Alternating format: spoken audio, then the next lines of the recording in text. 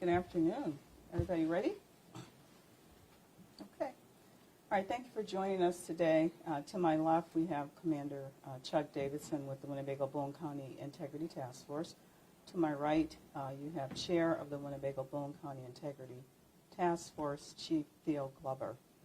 I'm here today to announce to you that the investigation being conducted by the Winnebago-Boone County Integrity Task Force that occurred on October 2nd, 2020, where Rockford police officer fired his weapon and Tyris Jones sustained injuries, has been completed.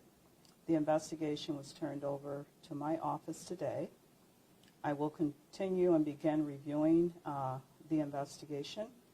Obviously, in many investigations, if follow-up is needed, the Winnebago-Boone County Integrity Task Force will be given directions for follow-up. In addition, what I would like to add is that this press conference is being held in an effort to keep you apprised of the status of where the task force is in their investigation. As with any criminal investigation, it remains ongoing. If there is anyone in the community that has information they believe is relevant to this investigation, I'm asking you to call the number that is displaying on the screen, 815-987-7844. That is the number for the Winnebago-Boone County Integrity Task Force. So if anyone in the community believes that they have information that is prudent to this investigation, I am asking you to reach out to the task force. Any subsequent materials that they gain during this ongoing investigation will be turned over to my office, and it will be included in the final and comprehensive review. As in all officer-related shootings, the public has an interest in knowing the circumstances and the details surrounding those shootings. I would remind all of you that any information released by the State's Attorney's Office will be in compliance with the rules of professional conduct as well as the Illinois rules of criminal procedure. At this time, I would ask Commander Davidson to step forward.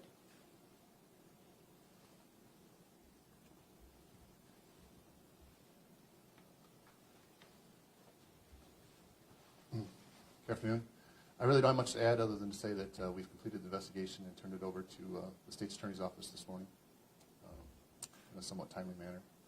So that's about all I have to add. The investigation is ongoing. If we do have any witnesses or straggling witnesses that are out there that need to talk to the police, the number's on the board. Feel free to call us, and we'll be glad to come out and talk to them and interview them. That's all I have. Chief Glover, do you have anything to add? At this time, I'd be happy to answer any questions that I'm able to answer for you at this time. So what light can you shed now that the investigation is complete, and what are the findings? It was turned over to me today. I have multiple documents to review. I have not yet began that review, but I will begin that review. When do you expect to complete the review? It depends on whether or not there's additional follow-up. I don't want to place a time frame on my completion of the review. What I can tell you is that it will be a thorough and comprehensive review. Do you expect to complete the investigation before you leave office? Well, the investigation has been completed. There might be some follow-up. My goal is to review this matter while I am in office. Commander Davidson, how many witnesses has the task force interviewed? I would say approximately 30. Mr. Jones's attorney stepped forward a week or so ago and had statements from 3 witnesses who said you had not interviewed, had you made contact with them? I've reached out to the attorney's office on Thursday and Friday, and I've yet to hear anything back from the attorney. He has not gotten back to you. A representative from his office called me Friday at noon and said he'll get back to me. As this time, I have not received anything or heard anything from him. Will a video of the incident be made public, or is it too soon for you? Well, as I indicated in my previous press conferences, and I'll reiterate, any information that is released regarding this investigation will comply with the Illinois Rules of Professional Conduct and the Illinois Code of Criminal Procedure. What does that mean? It means that information regarding the details of a criminal investigation, if charges are filed, will not be released to the public because those rules don't allow us to do that. So at this time, what I can tell you, since I have not reviewed the investigative materials yet, that none of that information will be released at this time. Was the speed of the completion of the investigation done in large part because of the social justice protests that have been happening connected to the shooting? We don't put any time frame on the speed of the investigation because it's all in the perception of the individual. Some have been in the press very vocal that it was taking, quote, too long for the investigation to take place. But any criminal investigation takes as long as it takes for the investigators to follow up on every lead of information that they have received, which encompasses, obviously, talking to witnesses that we have been seeking to interview and will continue to seek to interview if individuals out there have that information. Marilyn, the day after the incident, you had a press conference, I think it was Saturday, October 3rd, and you said that Mr. Jones appeared to have a weapon. Would you elaborate on, was it Officer McNiece who reached that conclusion, and based on what? I will stand by the remarks that I made at the October 3rd press conference. Obviously, now I have a comprehensive investigation, so I will not speculate because I want to review the entire investigation. But was a weapon recovered? I indicated on October 3rd there was no weapon recovered from Mr. Jones. I did state that. Was a weapon recovered from the scene? I will just stand on the remarks I made October 3rd. Thank you. Any other questions? Have any charges at all been filed in this case to this point then? Thank you for your question and your inquiry.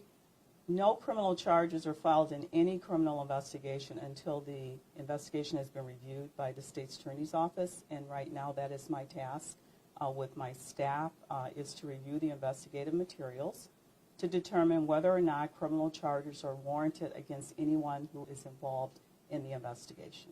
And those will be the results and findings that will be released to you when that decision is made. You said you plan on completing the review of the documents before your time in office is done. If that doesn't happen, do you have any type of timeline for your successor?